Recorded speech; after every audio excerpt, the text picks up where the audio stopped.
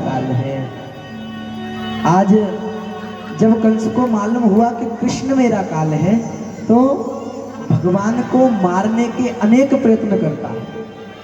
सबसे पहले केशी घोड़े को बुलाया, राक्षस है, उस घोड़े को ब्रजमंडल में भेज दिया कि जहाँ भी कृष्ण काला तुम्हें दिख जाए उसको मार देना।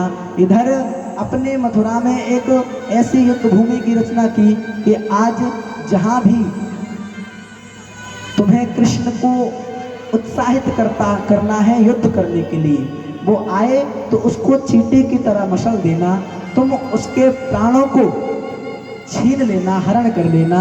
इधर अक्रूर जी को बुलाया कि तुम जाओ और कृष्ण को किसी भी प्रकार से मेरे पास बुला कर के ले आओ।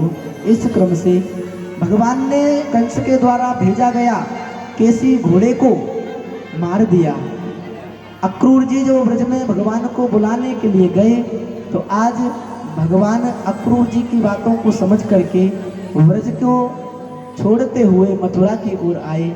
और मथुरा में जैसे ही प्रवेश करने वाले हैं, आज अक्रूर जी कह रहे हैं, गोविंद मैं चाहता हूँ कि आप मेरे घर पर पधारें, मेरे घर आए, कृपा करें मुझ पर। तो आज जब अक्रूर जी से भगवान ने कहा कि अक्रूर जी, काका जी, मैं यहाँ पर आया हूँ अपने मामा के पास, अब आपके पास भी आऊँगा, आपके घर भी आऊँगा, लेकिन मुझे जो मेरा कार्य है उसको पूर्ण करना है, उसके बाद मैं आपके पास भी, आपके घर भी आऊँगा। आज भगवान उन अक्रूर जी को छोड़ देते हैं, रथ से उतर जाते हैं। भगवान अक्रूर जी से कह रहे हैं कि काका आप जाओ और मामा कंस से कह दो कि तुम्हारे कृष्ण और बलराम आ गए हैं मथुरा में। तो आज ब्रज में जिस प्रकार जिस भांति चलते थे कृष्ण गोविंद, उसी प्रकार सुंदर उस मथुरा की शोभा को देखते हुए मथुरा में भ्रमण कर रहे हैं। आज ग्वालों के मन की इच्छा हुई कि हम कृष्ण के मामा के गांव में आए। हाँ? और जब कन्हैया से कहा कि लाला तुझे बता, तेरे मामा इतना बड़ो राजा है और वह राजा के घर तू हमको बुला के लायो है, तो ऐसे दुबले पतले तो हम वैसे ही हैं और ऐसे ऐसे वस्त्र पहन के हम घूम रहे हैं, तो थोड़ी सी लाज आवे। हमारे हम तो कह रहे कि कोई सुंदर सुंदर ऐसे वस्त्र हों जो हम पे जचें, उनकी व्यवस्था करवा दे। तो जब ग्वालों ने कहा, तो सामने संयोग की बात कि सामने से एक धोबी आ रहा है वस्त्रों को लेकर के, सुंदर वस्त्र हैं उसके पास।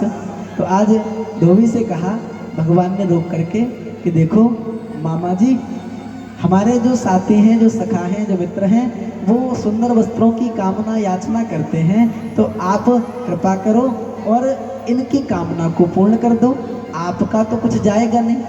तो जब कंस के सेवक उस धोबी से कहा, तो धोबी गुस्से से लाल हो गया और धोबी कह रहा, रे गांव के ग्वारियाओ, तुम इतने बड़े कवते हैगे कि तुम यहाँ पे आके मथुरा में राजन के वस्त्र को पहनो। तुम ये बात भूल गए हो कि ये राजन के वस्त्र हैं, जो राजा होते हैं वो पहनते हैं इनको, तुम कैसे पहन सके? तो तुम्हें तो इनको पहनने कोई सबूर ना है। तुम तो वही हाथ में लकड़ियां लगे गैयन के पीछे घूमने वाले ग्वारिया हो, तुम इन वस्त्रों के लायक ना हो। मामा इस तरह से जब बोला, तो भगवान ने एक जोर से उस धोबी के सर में मुक्का दिया जमा के, और जैसे ही मुक्का दिया तुरंत वो धोबी उस पृथ्वी में जाकर के धंस गया और भगवान के द्वारा उसका संहार हुआ। वस्त्र छूट गए, वस्त्र उन सारे ग्वालों ने लूट लिए और पहन लिए। अब चलते जा रहे हैं, चलते जा रहे हैं। जब आगे की ओर बढ़े तो सखा कह रहे हैं कि नहीं, देख मैंने बढ़िया बढ़िया कपड़ा दिलवा दिए, वस्त्र दिलवा दिए, अब जे हमको थोड़ी सी वैसे लग रहे हैं कि हम तो नेक दुबरे पतरे से और जी जो वस्त्र बड़े बड़े मोटे मोटे राजन के, तो जी हमें ऐसे लग रहा है कि हम काहे की चोरी करके लाए का। जो हमारे कछु ऐसी व्यवस्था है जाए जाते जो वस्त्र हमारे ही लगे, चोरी के ना लगे, तो कछु ऐसा उपाय कर। तो भगवान उन वस्त्रों की अनुकूलता के लिए आज एक दर्जी के पास भगवान गए। भगवान का जब आवागमन देखा, धोबी वो दर्जी जो है वो स्वागत करता है और जैसा जैसा भगवान कहते हैं वैसे वैसे वस्त्रों का नाप लेकर के उन्हीं ग्वालों के अनुकूल कर देता है। जब वो सारे ग्वाल वाल उन सुंदर वस्त्रों को पहन करके देखते हैं तो कन्हैया से कहते हैं, कन्हैया अब तो ये वस्त्र हम पे इतने जच रहे हैं कि ऐसा लग रहा हो कि हम अपने बाप से खरीदवा के लिबा के लाएगा। हाँ, वो बात अलग है कि तैनेदारी के छीन लिए रास्ता में गई थे, लेकिन अब तो जो हमारे से ही लग रहे हैं, अब तो जो हम पे जम रहे हैं। अब भगवान कह रहे हैं कि जमेंगे कैसे नहीं, हमारे मामा को गांव में। हाँ, आगे बढ़े भगवान। तो फिर एक उन ग्वालों के मन में कामना जागृत हुई, कहा कि कन्हैया इतनी देर रह गई, चलते चलते इतनी देर रह गई, सबरी बात तो ठीक है, कपड़ा भी बढ़िया दिलवा दिए तेने, लेकिन एक कमी रह गई। बोले अब का कमी रहेगी तो पे? बोले हम ब्रजवासी ये गैया चरावे तो वह वन में थे, सुंदर सुंदर फूलन की माला बना के अपने आप ही गले में डालने में। अब जहाँ तो ऐसा कोई बनी ना ही जहाँ में तोड़ के फूल तोड़े और माला बना के पहन ले, तो अब ऐसी इच्छा है ये कोई सुंदर फूलन को हार आए और हमारे गले में पड़ जाए, जाते हमारी शोभा बढ़ जाए, कछु ऐसी व्यवस्था करवा दो। तो भगवान उन सारे ग्वालों को एक माली के यहाँ लेकर गए और जब माली के यहाँ लेकर गए तो माली उन भगवान का स्वागत करता है, चरण प्रक्षालन करता है, सुंदर पुष्पों की, कमल पुष्पों की माल का हार भगवान के गले में डालता है, सारे ग्वालों के गले में सुंदर सुंदर पुष्पों के हार डाल देता है। आज भगवान को रोकना चाहता है माली, लेकिन भगवान कहते हैं कि फिर कभी जरूर आऊँगा, लेकिन अभी मेरे पास समय नहीं है। आज जब भगवान उस माली के पास से वापस आ गए तो कन्हैया ने पूछा ग्वालों से, अरे सखाओ, मैं जी तो बताओ, अब तो कोई इच्छा तुम्हारी बाकी ना रहेगी?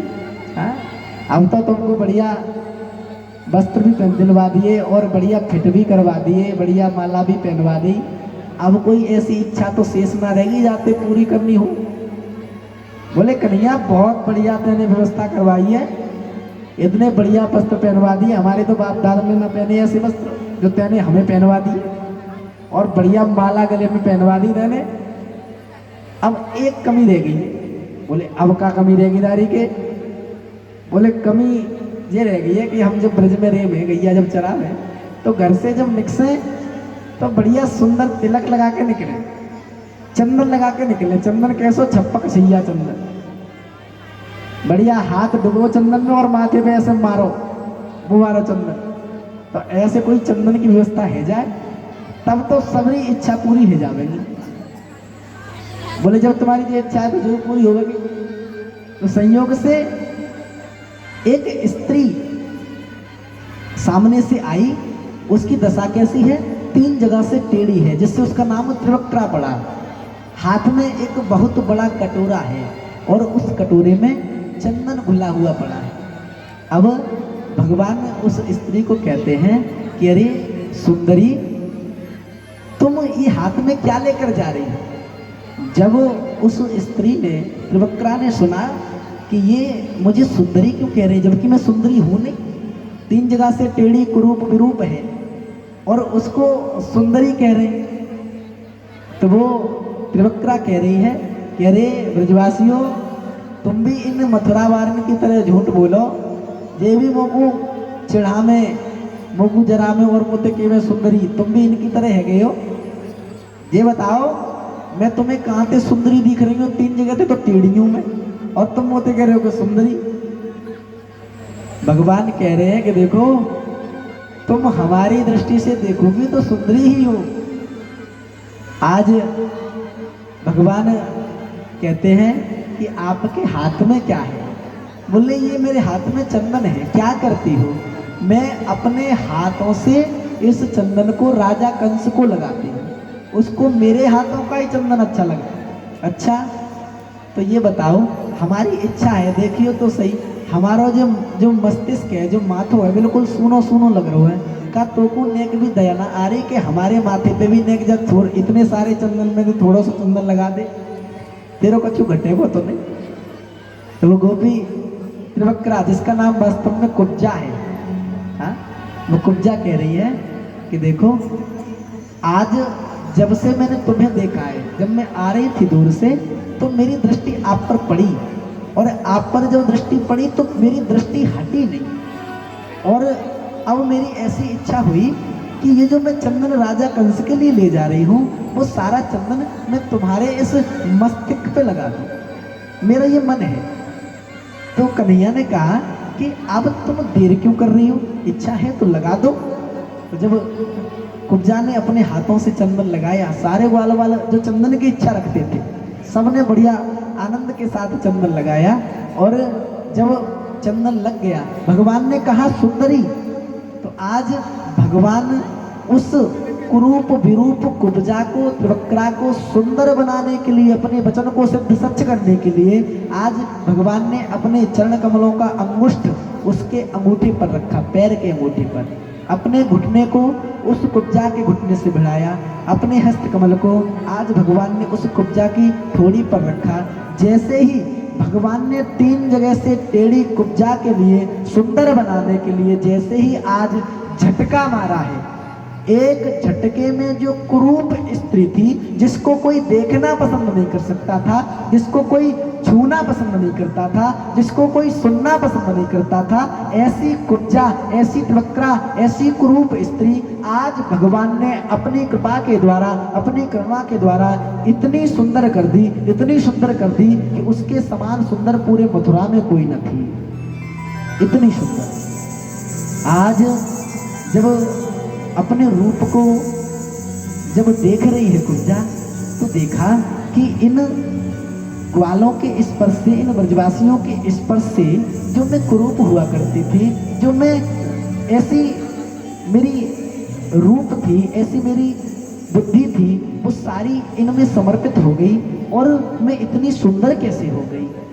इस बात को जब धारा तो भगवान ने चंदन लगा लिया, काम हो गया। अब भगवान कह रहे हैं कि हम चले। तो जैसे ही भगवान आगे को बढ़े तो भगवान का उस कुब्जा ने पटका पकड़ लिया, पीतांबर पकड़ लिया। जब पीतांबर पकड़ा तो कुब्जा उन भगवान से कह रही है कि गोविंद आप हमको छोड़कर न जाओ। बोली क्यों? अरे हमने तो तुम्हें रोका था चंदन लगाने के लिए और तुम कह रही हो कि न जाओ। अरे जाना तो पड़ेगा। बोले गोविंद देखो अब तक मैं यहाँ पर बिल्कुल निश्चिंत रहती थी, सुरक्षित रहती थी। क्यों? क्योंकि मैं कुरूप थी, मुझे कोई देखता नहीं था, मुझे कोई छूता नहीं था, मेरी कोई बात नहीं सुनता था। लेकिन गोविंद आपने मुझे इतना सुंदर बना दिया है, अब ये मथुरा वाले मुझे चैन से रहने नहीं देंगे। अब मुझ पर कृपा करो और मुझे छोड़ो नहीं तो ये जो सारे दुष्ट हैं, मथुरा के जितने भी हैं सब दुष्ट हैं और मुझे इतना प्रताड़ित करेंगे, मुझे इतना सताएंगे कि अब आपने मुझे सुंदर बनाया है तो आप ही मुझे स्वीकार करो। आज भगवान उस कुब्जा से कहते हैं कि कुब्जा मुझे जाना तो होगा, लेकिन मैं आपके पास अपने कार्य को पूर्ण करके निश्चित आऊंगा।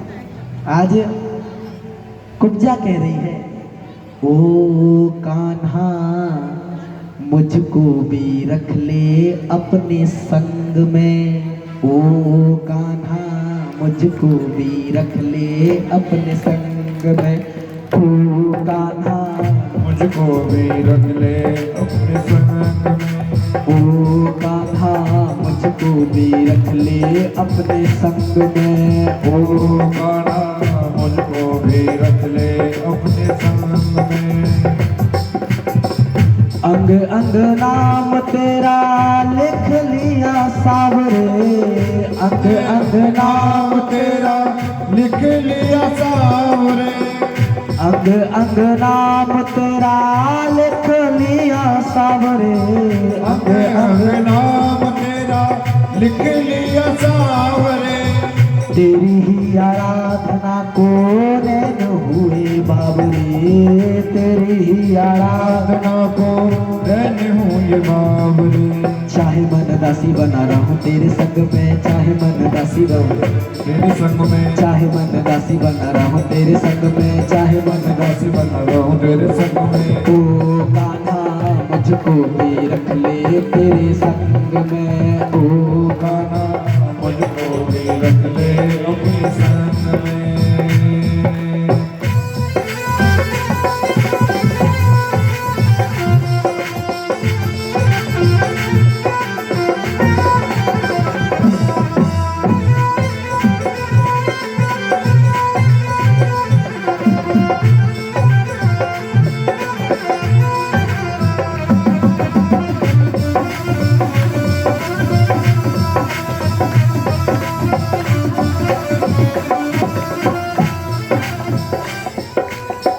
तन मन धन सब करूं तो अर्पण, तन मन धन तो पे करूं सब अर्पण।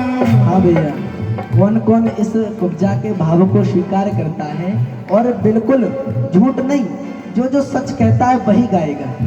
और सच गाते हुए जो पुकारेंगे तो जो मन की मलिनता है, जो कुबुद्धि है, वो हमारी सद्बुद्धि में और मन की मलिनता जो है सुंदरता में बदल जाएगी। प्यारे सभी पुकारेंगे, तन मन धन सब करूं तो अर्पण, तन मन धन सब करूं तो अर्पण। हरि हरि गाते गाते करूं मैं समर्पण, हरि हरि गाते गाते करूं मैं समर्पण। आरती उतार लो तेरी छवि ताड़ लो, आरती उतार लो तुझी छवि तार लो, आरती उतार लो छवि को निहार लो, आरती उतार लो छवि को निहार लो, आरती उतार लो छवि को निहार लो, आरती उतार लो छवि को निहार लो। ओ कान्हा मुझको भी रख ले तेरे संग में, ओ कान्हा मुझको भी रख ले अपने संग में, मुझको भी रख ले प्यारे तेरे संग सावरे, मुझको भी रख ले प्यारे संग सावरे, मुझको भी रख ले प्यारे तेरे संग सावरे, मुझको भी रख ले प्यारे तेरे संग सावरे। तेरे दरस को मेरे नैना है बाबरे, तेरे दरस को मेरे नैना है बाबरे। ओ कान्हा मुझको भी रख ले तेरे संग में, ओ कान्हा मुझको भी रख ले अपने संग में, ओ कान्हा मुझको भी रख ले तेरे संग में, ओ कान्हा मुझको भी रख ले अपने संग में।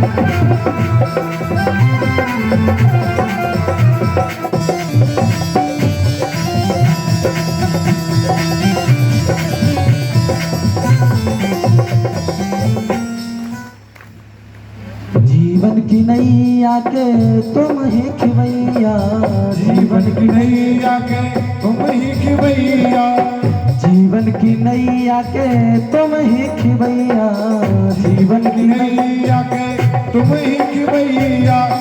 पार लगा दो आके कृष्ण कन्हैया, पार लगा दो आके कृष्ण कन्हैया।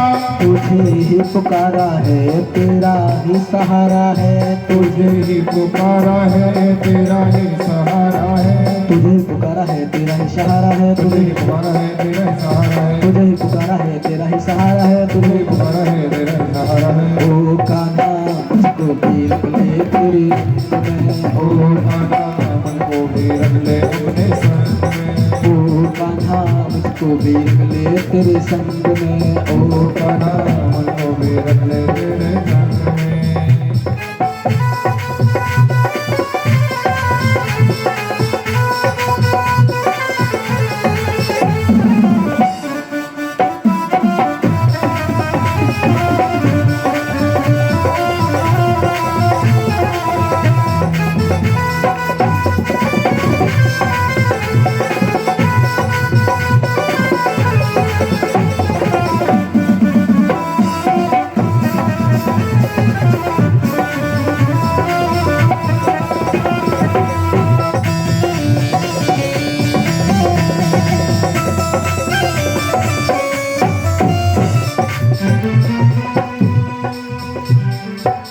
प्रीत का लगाऊं मैं आँखों में अंजन, प्रीत का लगाऊं मैं आँखों में अंजन, प्रीत का लगाऊं मैं आँखों में अंजन, प्रीत का लगाऊं मैं आँखों में अंजन, रच लो हथेलियों पे अलग निरंजन, रच लो हथेलियों पे अलग निरंजन, त्याग की पयलिया हो श्रद्धा की चुनरिया हो, त्याग की पयलिया हो श्रद्धा की चुनरिया हो, त्याग की पयलिया हो श्रद्धा की चुनरिया हो, त्याग की पयलिया हो श्रद्धा की चुनरिया हो, ओ कान्हा मुझको भी रंग दे तेरे संग, ओ कान्हा मुझको भी रख ले अपने संग में, ओ कान्हा मुझको भी रंग ले तेरे संग में, ओ कान्हा मुझको भी रख ले अपने संग में, मुझको भी रंग ले प्यारे तेरे संग सावरे, मुझको भी रंग ले प्यारे तेरे संग सांवरे, तेरे दर्श को मेरे नैना है बाबरे, तेरे दर्श को मेरे नैना है बावरे, तेरे दर्श को मेरे नैना है बाबरे, तेरे दर्श को मेरे नैना है बावरे, तेरे दर्श को मेरे नैना है बाबरे, तेरे दर्श को मेरे नैना है बावरे, ओ कान्हा मुझको भी रंग ले तेरे संग में, ओ कान्हा मुझको भी रख ले अपने संग में, ओ कान्हा मुझको भी रंग ले तेरे संग में। प्रेम से बोलो राधे राधे। नींद आ रही है क्या? बोलो राधे राधे।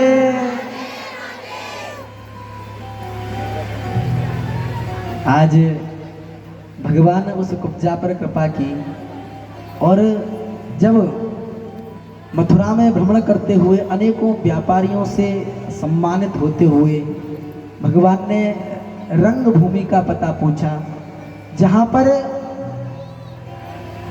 धनुष रखा हुआ है। परशुराम जी के द्वारा दिया गया जो कंस को धनुष है, उस पर वरदान मानो या शाप मानो। परशुराम जी ने कहा कि इस धनुष को जो तोड़ देगा, उस समय कंस तो जान लेना कि तेरा काल वही है। आज भगवान ने इतने विशाल भारी उस धनुष को जब उठाया, छोटी सी अवस्था में इतने विशाल धनुष को उठा लिया, मानो कोई बालक किसी लकड़ी को उठा लेता हो जैसे। और जिस प्रकार एक झाड़ू की सीख को जो बालक तोड़ देता है, मरोड़ देता है, इसी प्रकार भगवान ने उस विशाल धनुष को तोड़ दिया। आज जब वो धनुष टूट गया और उस धनुष के टूटने की आवाज जब कंस के कानों तक पड़ी, तो आज उस धनुष के टूटने की आवाज को सुनकर के कंस भयभीत हो गया, डरने लगा। उस बात को याद करने लगा कि परशुराम जी ने कहा कि जब ये टूट जाएगा तो मेरा काल मेरे पास आ जाएगा, उस काल को आने से रोक नहीं सकता कोई। अब और घबरा जाता है। सारी रचना रच चुका है कंस कि कृष्ण जिस प्रकार भी आएगा मैं उसको मरवा दूंगा। आज जब कंस के रखे हुए धनुष को भगवान ने तोड़ दिया तो कंस के सेवक भगवान को मारने के लिए दौड़े। आज भगवान ने उस धनुष के 2 टुकड़े किए और उन्हीं टुकड़ों के द्वारा सारे सेवकों को मार दिया। आज जब आगे बढ़े हैं भगवान तो एक कुवलयापीड नामक हाथी है जिसमें 10,000 हाथियों का बल है। आज महावत उस हाथी को भगवान की ओर छोड़ रहा है, कैसे भी करके तू इसको मार। क्यों? क्योंकि राजा का आदेश है। हाथी को आगे करता है, खुद पीछे भाग रहा है। क्यों? क्योंकि उसने ये कृत्य देख लिया कि उसी के सामने छोटा सा शरीर है, छोटा सा बालक है, मालूम होता है, लेकिन इतने बड़े विशाल उस धनुष को इसने बालक की तरह तोड़ दिया। तो इस बात से मालूम होता है कि ये साधारण नहीं। इस बात को जानकर के महावत पीछे हटता है और हाथी को आगे छोड़ता है कि भैया तो ही इससे लड़, मेरे बस की नहीं।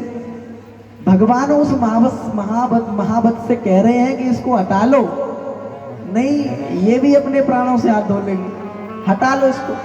वो उस हाथी की पूंछ पकड़ के और आगे करता है। जैसे ही उस कुवलयापीड हाथी के द्वारा भगवान पर प्रहार किया गया, आज भगवान ने उस हाथी के दोनों दांतों को उसके मुख से खींच लिया और पूंछ से ऐसा घुमाया, हाथी ऐसा घुमाया कि महाराज गिर गया, फिर भी प्राण बचे हैं, फिर मारने को उठा तो भगवान ने उसी हाथी के दांतों से उन ऐरावत हाथी के दांत जो है दोनों लंबे लंबे दांत उसी ऐरावत कुवलयापीड हाथी के पेट में घुस दिए। जब वो हाथी मरा तो और महावत घबरा गया कि भैया कंस, तुमने जो युद्ध भूमि की रचना रची है उसमें भी तुम फेल हो जाओगे। क्यों? क्योंकि इतना विशाल शरीर वाला हाथी है, इससे कुछ नहीं बिगड़ा इस कृष्ण का, तो तुम क्या बिगाड़ सकते हो। आज भगवान उस युद्ध भूमि का पता पहुंचे, सारे लोग ब्रज से आए हुए देख रहे हैं कौन किस तरह से युद्ध लड़ रहा है। मल्ल युद्ध चल रहा है, कबड्डी चल रही है। आज जब कृष्ण और बलराम को देखा गया चाणूर और मुष्टिक के द्वारा, तो चाणूर बड़ी जोर से कहता है कि अरे कृष्ण, मेरी इच्छा है कि मैं तुमसे युद्ध करना चाहता हूं, अगर तुम में साहस और बल है तो आओ और मुझसे युद्ध करो। तो भगवान कृष्ण चाणूर से कह रहे हैं कि देखो, तुम्हें बिल्कुल शर्म नहीं आती? अरे तुम इतने विशाल शरीर वाले, तुम अनेक युद्धों में भाग ले चुके, और ये अभी तो मैं छोटा सा बालक हूं, कहां तुम और कहां मैं, तो मैं तुम्हारे बराबरी कैसे कर सकता हूं। चाणूर से जब कहा तो चाणूर कह रहा है कि सुनो, तुम कोई बालक नहीं हो, हम जानते हैं अभी तुमने इतना विशाल धनुष तोड़ दिया बातों ही बातों में, तुम्हें मारने आए राजा के सेवक तो तुमने उनको भी मार दिया, पता नहीं पड़ा। रास्ते में कुवलयापीड हाथी मिला जिसका बल 10,000 हाथियों का है, उसको तुमने मार दिया। तुम यहाँ आकर हमसे कहते हो कि हम बालक हैं। अरे तुम बालक तो नहीं हो सकते, इसलिए हम तुमसे कहते हैं यदि साहस है तो आओ। कृष्ण तुम हमसे युद्ध करो, बलराम तुम मुष्टिक से युद्ध करो। उकसाने की बात थी, दोनों ने जब उकसाया तो आज भगवान मैदान में उतरे, और उतरते ही जो जो उस युद्ध भूमि में खड़ा था, बैठा था, देख रहा था, भगवान को जिस भावना से देखा, जिसने ये जान लिया कि ये परमात्मा है, इनका ये योद्धा कुछ नहीं बिगाड़ सकते, तो वो बिल्कुल निश्चिंत है। जिन्होंने देखा ये ब्रज का ग्वाला है, नंद बाबा का छोरा है, कन्हैया है, जो ब्रज में गौएं चलाता है, उन्होंने उस दृष्टि से देखा। माताएं देख रही हैं कि बालक है, और इस बालक से इतने विशाल शरीर वाले इस मुष्टिक से चाणूर से युद्ध करवा रहे हैं। तो आज वो सारे माताएं उस कंस को कोसने लग जाती हैं। आज जब उन चाणूर और मुष्टिक में युद्ध हुआ तो आज कुछ समय तक भगवान उनके साथ क्रीड़ा कर रहे हैं। क्रीड़ा करते करते भगवान ने कब कहां कैसा घूसा मारा कि उन दोनों के प्राण बाहर निकल गए। आज जब उन दोनों के प्राण बाहर निकले तो शल और तोशल नामक दोनों योद्धा आए। दोनों आए, कुछ क्षण तक टिके। उसके बाद उनके भी गोविंदाय नमो नमः हो गई। जब वो चारों मर गए तो जो और कंस ने तैयार कर रखे थे कि भैया जिसकी पेश ना पड़े तो जाते रहना, जब तक कृष्ण मर न जाए तब तक जाओ। आज जब ये स्थिति हुई, चारों बड़े बड़े धराशायी हो गए, मृत्यु को प्राप्त हो गए, तो आज उन चारों की दशा को देख करके सारे योद्धा, सारे मल्ल भागने लगे कि महाराज इतने बड़े बड़ों की पेश नहीं की तो हम तो 3 में न 13 में, हमारी क्या गति करेंगे। सारे भाग गए। जब अपने योद्धाओं को भागता हुआ देखा कंस ने तो बिल्कुल क्रोध में आकर के तर्राने लगा। और भगवान की जब विजय हो रही है तो जब विजय होती है तो दुंदुभिया बजती है, कंस बजते हैं, शंख बजते हैं, बढ़िया नगाड़े बजते हैं, ढोल बजते हैं। तो जब इस प्रकार के वादन यंत्र बज रहे थे तो आज कंस इस वादन से दुखी हो जाता है, क्रोधित हो जाता है और उसको रोकने के लिए आज पुकार उठता है कि तुम इस वादन को बंद क्यों नहीं करते हो? अरे तुम मेरी इस पराजय पर खुश हो, मैं राजा हूँ, तुम्हारी इतनी ऐसी बुरी दशा करूंगा कि तुम मान नहीं पाओगे, जान नहीं पाओगे। इतना क्रोध आया, इतना क्रोध आया, भगवान कंस से कह रहे हैं कि मामा इतना शोर क्यों मचा रहे हो? हाँ? इतना शोर न मचाओ, आराम से रहो। अरे जो बात है आराम से कही जा सकती है, आप क्रोध न करो। आज जैसे ही भगवान को मारने के लिए कंस अपने सिंहासन से उठा तो भगवान ने तुरंत आज कंस के केशों को पकड़ा और सिंहासन से जैसे ही नीचे पटका, भगवान उसकी छाती पर कूदने वाले हैं। स्पर्श न हुआ उससे पहले ही भगवान के स्वरूप में उस कंस को काल दिखा और काल दिखते ही कंस के प्राण बाहर निकल आए। आज कंस जब मृत्यु को प्राप्त हुआ तो कंस के 8 भाई हुए। उन 8 भाइयों ने भगवान पर प्रहार किया लेकिन किसी की पेश न गई। आज भगवान उस कंस को मारने के बाद जो राजा उग्रसेन है उनको कारागृह से मुक्त कराया और अपने पिता माता देवकी और वसुदेव जी जो कंस के द्वारा कारागृह में पूर्व से बंद हैं उनको बाहर निकाला। आज भगवान उग्रसेन को पूरे मथुरा का राज्य देते हैं। जो कंस के भय से भाग चुके थे ब्रज को छोड़ करके भगवान सबको बुला लिए और आज देवकी और वसुदेव जी भगवान का सुंदर संस्कार कराते हैं और भगवान उज्जैन में अध्ययन करने के लिए पहुंचे और जब वहां पहुंचे तो केवल 64 दिन रहे और 64 दिन में 64 विद्याओं को उन्होंने ग्रहण किया।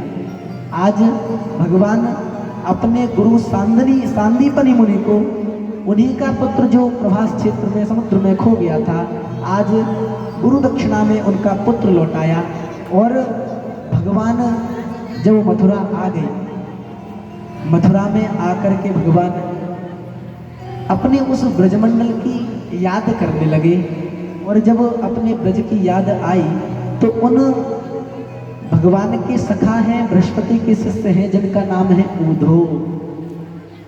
ऊधो जी भगवान के पास आए और भगवान से कहा कि कृष्ण तुम जब से विद्यालय से उज्जैन से गुरु के पास से आई हो, मैं देखता हूँ कि तुम उदास रहते हो, परेशान रहते हो, क्या बात है? आप सब कुछ है, आपके पास माता पिता हैं, राज्य है, तो आप इतने दुखी क्यों रहते हैं, इतने उदास क्यों रहते हैं? कारण क्या है, बता तो दो। आज जब ये बात जाने तो भगवान उद्धव से कहते हैं कि उद्धव मैं ब्रजमंडल को छोड़कर आया और जब मैं ब्रज को छोड़कर आया तो मैंने उन गोपियों के वादा किया, वचन दिया कि गोपियों परसों आगमिष्यामि, मैं परसों आ जाऊंगा, लेकिन परसों की जगह वर्षों बीत गए, मैं अभी तक उस व्रज में वृंदावन में न गया। हे उद्धव, मैं जानता हूँ वो गोपियाँ मेरी प्रतीक्षा करती होंगी कि कृष्ण कब आएंगे। मेरी उदासी यही है कि गोपियाँ मुझे पुकारते हैं और जब मुझे पुकारते हैं तो मुझ पर रहा नहीं जाता। ये बताओ, वो गोपियाँ उधर उदास हैं तो मैं इधर खुश कैसे हो सकता हूँ। आज उद्धव ज्ञानी है, ये अभिमान है। ये बात जब उद्धव के कान में पड़ी तो आज उद्धव कहते हैं कि कृष्ण, तुम चिंता क्यों करते हो, इतनी सी बात है और आप इतनी बड़ी चिंता लेके बैठे हो, कोई बात नहीं है, आपकी इस चिंता को मैं दूर कर दूंगा। भगवान कह रहे हैं कि उद्धव मोहि ब्रज विशरत। आज भगवान कह रहे हैं कि उद्धव आप ही एक सहारा हो और आप ही हमारे सच्चे मित्र हो। हम चाहते हैं कि आप जाओ ब्रज में और ब्रज में जाकर के उन गोपियों को समझा कर आओ। कहा घनश्याम ने उद्धव से, वृंदावन जरा जाना, वहाँ की गोपियों को ज्ञान का कुछ तत्व समझाना। विरह की वेदना में वे सदा बेचैन रहती हैं, तड़प कर आह भर भर कर सदा वे यूं ही कहती हैं, वही मेरा श्याम है, वही मेरा श्याम है, वही मेरा श्याम है, वही मेरा श्याम है। घुंघराली लट वाला, घुंघराली लट वाला, पीले पीले पट वाला, पीले पीले पट वाला, नैना कजरा रे है, नैना कजरा रे मेरी बोल प्यारे प्यारे है, वही मेरा श्याम है, वही मेरा श्याम है, वही मेरा श्याम है, वही मेरा श्याम है। आज भगवान कह रहे हैं कि उद्धव, तुम ब्रज में जाओ और उन गोपियों को समझाओ। वो मुझे पुकारते हैं तो मुझे तड़पन होती है, मुझे बेचैनी होती है। आज जब भगवान उद्धव से कह रहे हैं, कहा उद्धव ने हंसकर मैं अभी जाता हूँ वृंदावन, कहा उद्धव ने हंसकर मैं अभी जाता हूँ वृंदावन, जरा देखूं कैसा कठिन है ये अनुराग का बंधन, जरा देखूं कैसे कठिन है अनुराग का बंधन। कैसी गोपियाँ जो ज्ञान मत को कम बताती है, वे कैसी गोपियाँ जो ज्ञान मत को कम बताती है, वे कैसी गोपियाँ जो ज्ञान बल को कम बताती है, वे कैसी गोपियाँ जो ज्ञान बल को कम बताती है, निरर्थक लोक लीला का यूं ही गुण गान गाती है, निरर्थक लोक लीला का यूं ही गुण गान गाती है। वही मेरा श्याम है, वही मेरा श्याम है, वही मेरा श्याम है, वही मेरा श्याम। आज उद्धव भगवान से कह रहे हैं कि कृष्ण, इतनी सी बात है, तुम चिंता क्यों करते हो। अभी चुटकी बजा रहे हैं भगवान के सामने उद्धव और कह रहे हैं कृष्ण चिंता न करना, मैं अभी गया और अभी आया, यूं गया और यूं आया, मैं ज्ञानी हूँ, अपने ज्ञान के द्वारा समझाऊंगा तो समझ जाएंगे। अरे ऐसी कौन सी गोपी है, ऐसे कौन से जन हैं जो ज्ञान बल को कम बताते हैं और प्रेम तत्व को ज्यादा भाव देते हैं। आज जब ये बात कही तो चले मथुरा से जब कुछ दूर वृंदावन निकट आया, चले मथुरा से वो कुछ दूर वृंदावन निकट आया, वहीं से प्रेम ने अपना अनोखा रंग दिखलाया, वहीं से प्रेम ने अपना अनोखा रंग दिखलाया। उलझ कर वस्त्र कांटों में लगे उद्धव को समझाने, उलझ कर वस्त्र कांटों में लगे उद्धव को समझाने, तुम्हारा क्या पर्दा फाड़ देंगे प्रेम दीवाने तुम्हारा ज्ञान पर्दा फाड़ देंगे प्रेम दीवाने तुम्हारा ज्ञान पर्दा फाड़ देंगे प्रेम दीवाने तुम्हारा ज्ञान पर्दा फाड़ देंगे प्रेम दीवाने तब झुक झुक कर कहते थे इधर आओ इधर आओ तब झुक झुक कर कहते थे इधर आओ इधर आओ पपीहा कह रहा था पी कहाँ ये भी तो समझाओ पपीहा कहा ये कहाँ समझाओ नदी यमुना की धारा शब्द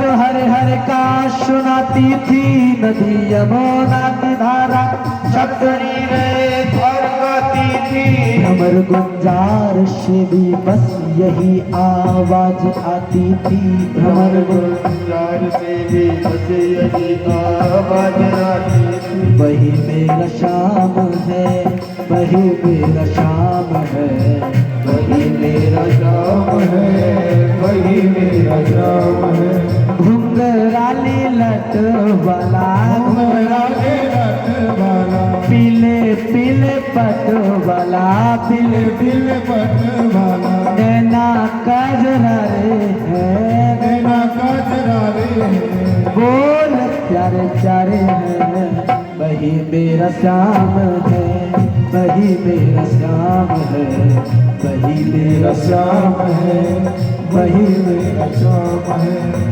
वही मेरा श्याम है वही मेरा बोल राधा रानी सरकार की जय। आप सभी लोग आज केवल 10 मिनट इंतजार और करें। श्री द्वारिकाधीश एवं रुक्मिणी मैया का पाणी ग्रहण संस्कार कर ले, उसके बाद ही घर जाना। केवल 10 मिनट और आप इंतजार कर लीजिए। प्रेम से बोलो राधे राधे। आज भगवान की प्रेरणा से उद्धव ब्रज में गई और जब ब्रज में गए तो आज जब उन गोपियों की दशा देखी, आज पाया कि मेरा ज्ञान जो है इन गोपियों की चरण धूरी भी नहीं है। आज ब्रज में उद्धव रहे और उन गोपियों की चरण रज को पाने के लिए भगवान से प्रार्थना की कि गोविंद, जब भी आप मुझे इस शरीरधारी जन्म को दें तो मैं चाहता हूं कि मुझे किसी भी योनि दें, लेकिन मैं चाहूं व्रज में रहना, उस व्रज को न त्याग पाऊं। आज भगवान उद्धव के अभिमान को, ज्ञान के अभिमान को नष्ट करते हैं। इधर जब भगवान ने कंस को मार दिया तो कंस की 2 पत्नियां हैं, अस्ति और प्राप्ति। अस्ति प्राप्ति अपने पिता के घर गई, अपने मायके। पिता का नाम है जरासंध। भगवान को मारने के लिए जरासंध 17 अक्षौहिणी सेना लेकर के आया और भगवान के सामने जब आया तो जब भी आए तब पराजित होकर के जाए। भगवान ने कहा कि जरासंध को मारना नहीं है, जो भी इसके साथ आएगा केवल उसको मारना है। क्यों? क्योंकि हमने जो अवतार लिया है दुष्टों का संहार करने के लिए लिया है। आज जब भगवान 17 बार उस जरासंध को परास्त कर देते हैं तो जरासंध ब्राह्मणों को पूजा के लिए बिठाया कि तुम मेरे लिए विजय प्राप्त करने के लिए यज्ञ अनुष्ठान करो, जो कहोगे मैं तुम्हें दूंगा। आज जब भगवान 18वीं बार उस जरासंध के सामने आई तो देखा कि ब्राह्मणों की तप के बल से ये आ रहा है, तो भगवान उस रण को छोड़ करके भागे और भागे तो उनका नाम पड़ा रण छोड़। बोलो रण छोड़ भगवान की जय हो। आज भगवान इसी प्रकार काले वन को मारते हैं। इसके बाद विदर्भ देश के राजा हैं भीष्म, उनकी पुत्री हैं रुक्मिणी जी, उनके पुत्र हैं रुक्मी, रुक्बाहु, रुक्मकेश, रुक्मवाली और रुक्मी। ये 5 पुत्र हैं। एक पुत्री है रुक्मिणी जी, आज रुक्मिणी के मन में इच्छा हुई कि मैं अपने पति का वर्णन करूंगी तो केवल कृष्ण को, पति यदि मैं चाहती हूँ तो केवल कृष्ण को बनाना चाहती हूँ। जब ये बात आई तो आज रुक्मिणी जी ने एक पत्र लिखा और उस पत्र में लिखा कि गोविंद आप हमारे पास आओ और हम आपको अपना पति बना चुके हैं, आप हमारी रक्षा करो। क्यों? क्योंकि जो हमारा भाई रुक्मी है वो हमारा विवाह अपने मित्र शिशुपाल के साथ करना चाहता है। आज भगवान उस पत्र को पढ़ करके आज विदर्भ देश पहुंचे। विदर्भ देश जब पहुंचे तो सारे राजा जो उनके वास्तव में दुश्मन हैं, जो शत्रु हैं, आज सब देख रहे हैं और रुक्मिणी जी इतनी सुसज्जित शोभायमान सुंदर हैं कि जब वो अपनी कुलदेवी के मंदिर में जा रही है तो अनेकों रक्षकों के द्वारा रक्षित है। जब रुक्मिणी जी के रूप को उन सारे रक्षकों ने देखा तो इतनी मद में खो गए, इतने नशे में खो गए कि वो ये न जान पाए कि हम किस लिए आए, बात भूल गई। आज जब रुक्मिणी जी पूजा करके बाहर निकली तो भगवान अपने रथ से उतरे और रुक्मिणी जी के हाथ में हाथ लिया और अपनी गोद में बिठाकर रथ में बिठाया और सारे राजा सारे शत्रु भगवान को देखते रह गए और भगवान आज रुक्मिणी के साथ अपनी द्वारकापुरी के लिए दौड़े। इधर मालूम हुआ बलराम जी को कि कन्हैया विदर्भ देश गया है तो कुछ तो उल्टा सीधा करेगा, अब हमको भी जाना चाहिए। बलराम जी उधर से दौड़ करके आ रहे हैं, भगवान इधर से दौड़ करके जा रहे हैं। बलराम जी रास्ते में मिल गए, कन्हैया कहा को तुम करे आयो? बोले जो करे आयो सो करे आयो, देख लियो पीछे आ रहे हैं, देख लियो कहा करे आयो। भगवान इशारा करते कि तुम इनको संभालो, हमें रुक्मिणी जी को संभाल रहे। चले गए। बलराम जी ने बीच रास्ते में रथ लगा दिया और सारे शत्रुओं से सारे राजाओं से बलराम जी ने युद्ध किया। प्रतिज्ञा रुक्मिणी की, जब तक मैं अपनी बहन रुक्मिणी को न ले आऊंगा तब तक मैं अपने देश में पांव तक न रखूंगा। आज भगवान के पास लड़ता झगड़ता जब रुक्मिणी पहुंचा तो भगवान उस रुक्मिणी को मारना चाहते हैं और रुक्मिणी जी आज अपने घुटनों पर बैठी हुई हैं और भगवान से प्रार्थना करते हैं, याचना करते हैं कि गोविंद मैं आपसे कुछ मांगना चाहती हूँ, आप मुझसे मना न करना। आज जब भगवान ने सुना कि मांगना चाहते हैं, भगवान कहते हैं मांगो देवी, तो आज भगवान से रुक्मिणी जी कहते हैं कि मुझे मेरे भाई के जो प्राण हैं मेरी भिक्षा में दे दो। आज रुक्मिणी जी की इच्छा है कि मेरा पति केवल कृष्ण है और उनके मन में आया कि यदि मेरे द्वारा कोई अपराध हो गया है, कोई ऐसी गलती हो गई है तो मुझे क्षमा कर दो और यदि मुझे सजा देनी चाहिए तो गोविंद मुझे ऐसी सजा दो, ऐसी सजा दो कि आज प्राणदान, कि आज प्राणदान प्रभु रुक्मिणी को दीजिए। रुक्मी है भाई मेरा, आप इसको क्षमा कीजिए। प्रेम से बोलो राधे राधे। रुक्मिणी जी की क्या इच्छा है कि मैं आपको पति बनाना चाहती हूँ और मुझसे यदि गलती हुई है तो मुझे बहुत बड़ी सजा न देना, मुझे केवल ऐसी सजा दो, ऐसी सजा दो कि मुझे श्याम सुंदर की दुल्हन बना दो।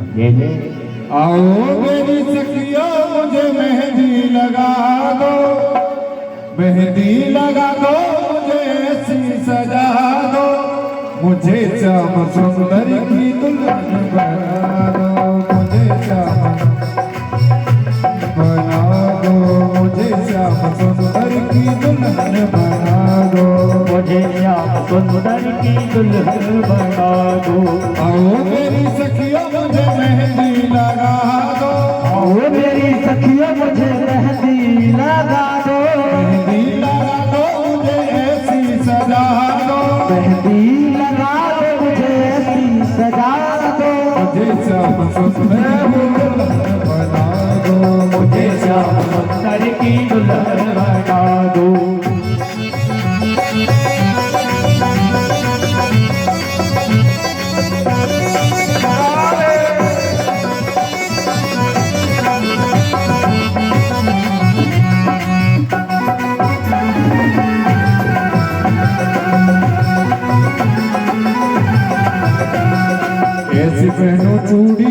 कबहू न टूटे ऐसी पहनो चूड़ी जो कबहू न टूटे सवरो दूल्हा जो कबहू न छूटे ऐसा वरू दूल्हा जो कबहू न छूटे कटले सुहाग की बिटिया